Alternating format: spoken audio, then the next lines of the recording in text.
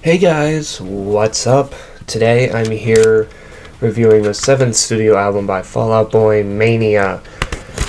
All I have to say about it is I was actually kind of surprised.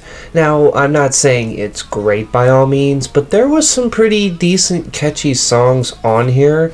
I remember when I first heard Young and Menace that came out in April of last year, because this album was supposed to come out in September 15th of last year, but due to them feeling that the album wasn't ready, the band members, they pushed it back to today.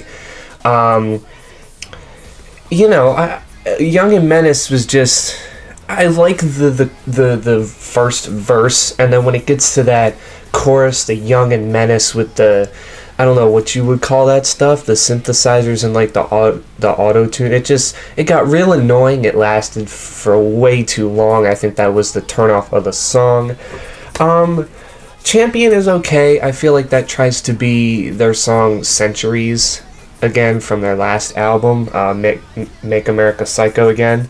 Then they have Last of the Real Ones, which I actually liked. Hold Me Tight or Don't is very, very catchy and a little bit experimental too there. They had a bit of a different change there. Wilson, Expensive Mistakes, that takes me a lot of something that maybe they were trying to do off of, like, say, Save Rock and Roll or something like that. None of these songs remind you of their older stuff, but they do kind of remind you of, like, stuff from their previous albums. And I do like Wilson, Expensive Mistakes. And then the single release yesterday, Church, is actually not that bad either. You know, and I think for an album that took so long to be developed after supposedly coming back, or supposed to be, coming out earlier, six singles for a 10-track album is a little bit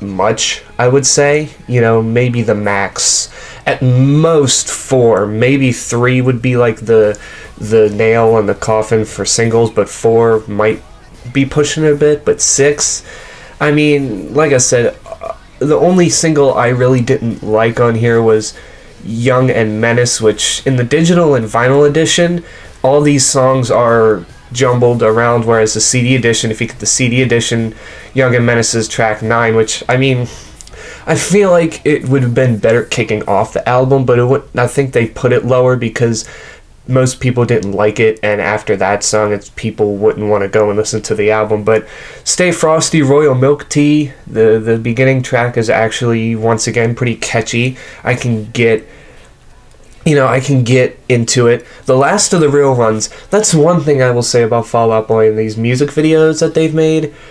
What the hell is with those llamas that are just there? Last of the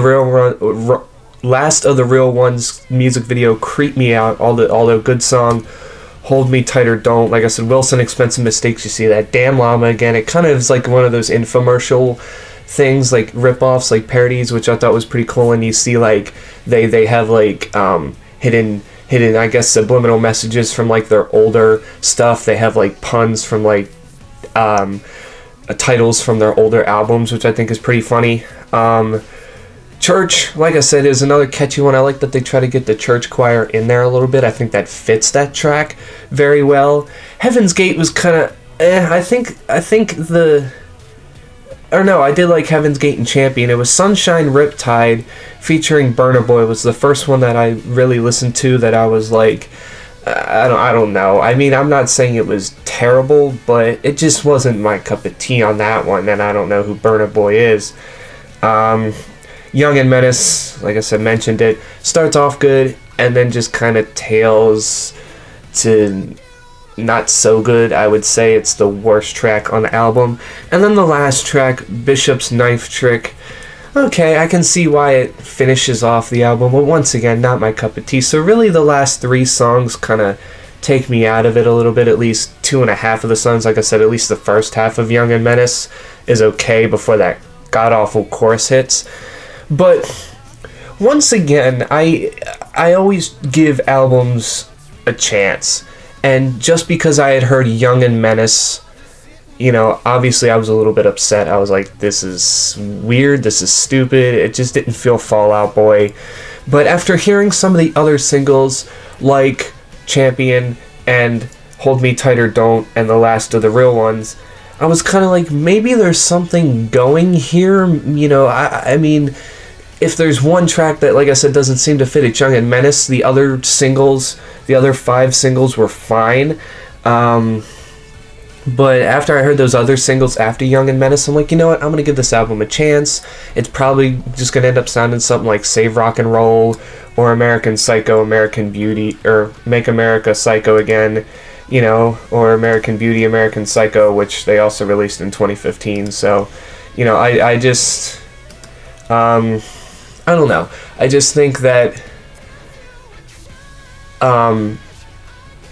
you know, I think that when they released Young and Menace, they were like, oh god, people didn't like this, maybe we need to change things up on these songs a little bit. So I wasn't upset that they pushed this album back. I was kind of like, well, if all these are going to be like Young and Menace, all these songs, then yeah, I don't want this album. But overall, like I said, I was highly surprised by this album. Their best work? No. But their worst work?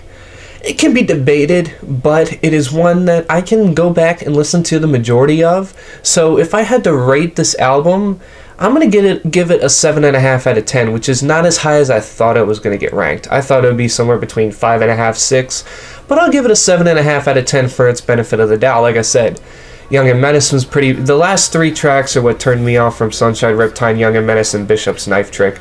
But the first 7 are really catchy, they're really out there, I can get into it. And it just feels somewhat like Fall Out Boy, where these last 3 tracks is like, eh.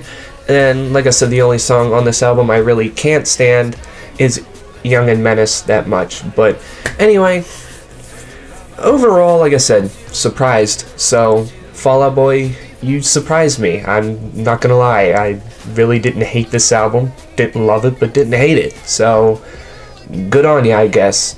Good on ya. Anyway, that's my opinion on the album. What do you guys think of the album? How did it feel for you? And what would you rate it out of 10? But anyway, hope you guys enjoyed. Please remember to like and subscribe if you're on Facebook, share. And I'll catch you guys next time.